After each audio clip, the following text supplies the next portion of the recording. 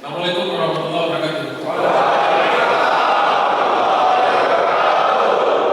Supaya kita satu barisan, Brimob Indonesia ini Brimob Nasional, apa yang kemarin disampaikan oleh Pak Dantor, Pak PJ yang ada di Jakarta, supaya rekan-rekan juga paham. Tidak minder di sana, percaya diri terus. Jadi jalan ya. Sebagian mereka kebara itu luar biasa. Mau dimasukkan, mau dikelompok, mau digelar, dan pemerintah banyak diminta Kapolri untuk memberikan pengarahan, bukan waktu saya juga rakernis juga disampaikan. Dari Dantor kami nitip.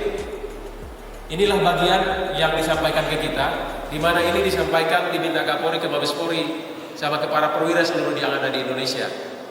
Bagaimana caranya satu lagi ini kompak? Itulah intinya.